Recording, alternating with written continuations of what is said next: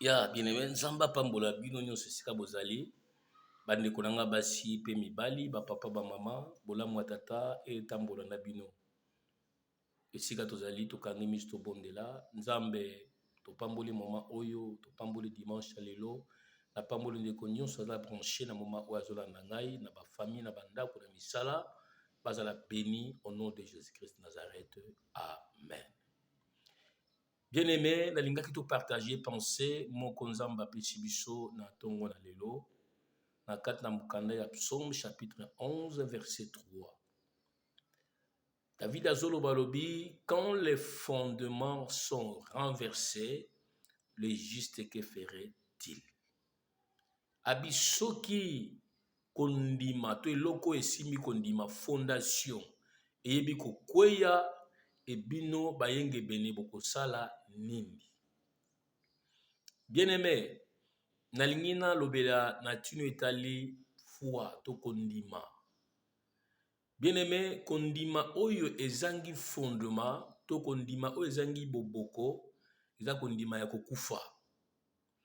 Kondima nyonso bien-aimé moto akolobaki nazondima na prière nazosala nazondima na makambo nazoluka na kozwa yango, il faut fondement ya kondima wana ezala. Et bato ebele bien-aimé baloba baza na kondima mais kondima na bango e apporta eloko te na bavi na bango. Et apporter eloko te par rapport à makambo balukaka. Et apporter eloko te par rapport à makambo bazosenga. Baza na kondima mais kondima na un impact moko toujours négatif na kati ya bavi na bango.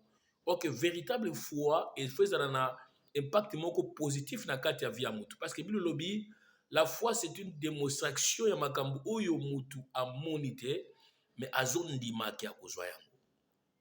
Siko kondima oyo ezangi fondement, eza kondima moko ya okufa, eza kondima moko ya vaine. Yango David azoloba, quand le fondement sont renversés, le juste que ferait-il? Soki eloko oyo esimbi kondima na yo ekweyisami, yo moyenge beni osala nini? Soki eloko esimbi kondima no ndako nyonso bien-aimé oyo etongama, eloko esimba yango eza fondation. Ce fondation ya ndako eza malamu te, mopepe soki ndako ane kokweya. Soki fondation ya malamu ya ndako eza profond te, mopepe soki yezu ndako wana ndako ane kokweya. C'est la même chose bien-aimé na kati ya ba vie chrétienne, to na mutu azolobaki azala kondima. Et c'est que kondima ezala fondé, ezala na fondation. Or que bien-aimé, véritable fondation ya foi, to fondement ya kondima ya mutu, c'est la personne ya Christ. Na kati na vie na yo bien-aimé, soki Yesu aza fondement ya vie chrétienne na yo te. Soki Yesu aza fondement ya vie de foi na yo te. Soki Christ aza fondement ya prière na yo te. Bien-aimé, okosambela yozala makelele pa na nzambe. Mutu oyo koki kotia fondement ya vie chrétienne, ya vie na yo par rapport à makambo ozoluka, par rapport à makambo dosenga, c'est Jésus-Christ de Nazareth. Bato ebele batia confiance kondima na bango epai ya bato. Na mona ndeko moko azosambela mais azo prière na eza fondée epai ya papa, epai papa leki, epai noko. Loko aza député, loko aza ministre, loko aza boye, nzamba sima motema tamsi na nzela na kozwa. Bien aimé, ndengena yebisa yo mutu aza mutu. Lelo so cheli mutu kondima, o placer mutu na fondement ya vie na yo, ya prière na yo, o placer foi na likolo mutu, mutu aza mutu.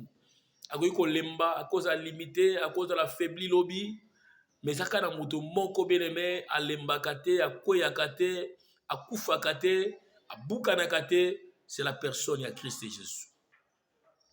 Yesu soka simbi kondima na yo, bien-aimé, ata mupepe, ata mbonge, ata nineye, otikala okoya te. Okotikala pe ko tepa na nzela na yo. Yango ndeko nanga mwasi mobali nalingi nayebisa yo lamuki na tongo wa lelo ozana ba problème ezo déranger vie na yo ozana makambo etelemi na kati ya ndako na yo ozana makambo etelemi na foyer na yo ozana makambo etelemeli na musala ozo bateta musu lobi lendi na okene musala ba olongola ngate ozo batelobi ta musu na kobima na ozobe na ozwa te. Je voulais te dire, bien sûr, mon frère, tia kondima na yo likola Jésus. Yesu azala fondement ya foi na yo. Yesu azala fondement ya prière osala lelo. Yesu azala fondement ya makambo ozoluka. Et lorsque Jésus azala fondement bien aimé, ata mupepe eye de part et d'autre. Et où t'es pas famille, et où t'as la musala, et où t'as la wenze, et où t'as de partout, au kotika la jamais kokweya. Parce que Christ ndazali fondement ya vie na yo, ya prière na yo, pe ya makambo zosenga. Yango ndeko nanga mwasi, naza ko exhorter yo ndeko nanga mobali, na tongo na lelo, sois confiance na yo, place sango likola Jésus, parce que Jésus a kufakate, Jésus bien-aimé a silakate, Jésus bien-aimé a koyakate, Jésus bien-aimé a bukanakate. Ata mu pepeye, Yesu a côté les misayo. Yango na ma soeur, mon frère, fondement ya vie de foi na yo, ezakanini. Fondement ya foi na yo ezakanini.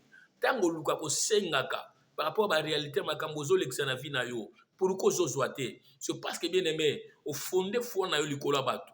Au fonda foi na yo likola biloko. Au fonda foi na yo likola mbongo. Au fonda foi na yo likola marchandise uzana yango. Au fonda foi na yo likolo ya batu. Ok, butaza mutako kweya. Mbongo zana yango bako yibango. Eloko zana yango yikupe kukufa. Mais bien aimé, ezaka na mutu moko akufa kate, asila kate, akweya kate, c'est la personne ya Christ. Ou esengeli tia na centre ya vie na yo. Ou esengeli avant vie na yo vanda likolo na ye. Ou esengeli libota na yo vanda likolo na ye. Ou esengeli ba projet na yo vanda likolo na ye. Ou esengeli le foyer na yo vanda likolo na ye. Ou esengeli mariage na yo vanda likolo na ye. Ou esengeli musala na yo vanda likolo na ye. Mama, confiance au PC pa nganga. Pour y la simbelo libala. Confiance au PC pa ya nganga. Pour enda pesa yo singo kanga la loketo pona musala. Confiance au tche pa nganga. Pour enda pesa yo loko po protéger kayo esiko zale esiko tambolaka. Bien aimé, nganga za mutu. Et loko ya pesu e polaka. Et loko ya pesu e sila kangala. Et loko ya pesu e sila la succès. Bien aimé, tanga pesa yo singa, tanga pesa yo loko za nango pesa yo ba condition. Alubino soit on bete la rambulate, alubino soit ko lié loko boete, alubino soit ko tala ka simate, alubino soit ndenge za na ko baluka na simanda kuna moite na butute, azana ba condition a pesa yo. Et bien aimé, ba condition wana mukoleza tanke mutu, oko faillir na yango. Et lorsque ko faillir, oko finir bien aimé na ko kweya. Mais tika na bisayo, Jésus andima biso sans condition. Il suffit seulement bien aimé, on ndima na kata vino lokola mokonzi pe mobikisi. Soka koti na vina yo et a komi ko régner. Et lorsque Jésus a régné na kata vina yo, ata mu pepe ata mbongeye eloko koko isayo kozala te. Yango ma soeur mon frère, talinga ki na exhorter yo na tongo na lelo que placer kondima na yo. Tia Jésus fondement ya vina yo na kata musala. Et si on a ça, tous on a occultiste, à tous on tourné dans les rosicruciens, à tous on tourné dans les sorciers. Mais lorsque Jésus a cause la fondement ya musala na yo, a cause la fondement ya côté kanayo, a cause la fondement di bala na yo, a cause la fondement ya foyer na yo, bien aimé okotika la jamais kokweya, tika nzambe ya lola a pambola exhortation ya tongo na lelo esikozali na kombo na Yesu. Esikozali talingi to bondela sikwelongo na ngai. Miso na kokanga bondele longo na ngai loba nkolo Yesu sunga bomoi na ngai moko na kokite Yesu zala fondement ya vie na nga zala fondement ya musala na nga zala fondement ya foyer na nga zala fondement ya ba projet na ngai na kombo na Yesu. Tobandi ko sambela nzambe na Israël na bondeli pona ndeko na ngai oya landi ngai esika nyonso azali. Nzambe tika ete Seigneur na tongo na lelo yo accompagner vuya moko na moko, accompagner misala na bango, accompagner bandako na bango, accompagner ba projet bazana yango, accompagner nyonso nzambe na bobo ya koza nango na vie. C'est notre Père, pesa bango réussite liboso na nyonso, nzambe na ba projet na nyonso, yo zala fondement pe réussite na bango na nyonso. Na kombo na Yesu Masia, tika nzambe alola accompagner yo. Yo mtu zaki na bitumba nzamba défendre yo. Yo mtu zaki entouré na bato mabe nzamba tia bango musika na yo. Nzamba zo la fondement ya nyonso na kata vi na yo. Afeka peso succès pe réussite na makambo nyonso na kombo na Yesu. Amen. Ok, Nzamba Pambola yo, esika Olanda Kibiso na tongo na lelo. C'est toujours votre humble serviteur, le pasteur Alain Vouyou, pasteur du ministère de la puissance au nom de Jésus-Christ, ensemble, précisément en Angola, na Luanda, na municipio ya Viana, de Sikawapi, église de la puissance, ezali Nzamba mona yo. Vous en a posa ya ko landa kabiso chaque fois, landa biso bien aimé na YouTube, le pasteur Alexandre, Tobete Alexandre Vouyou.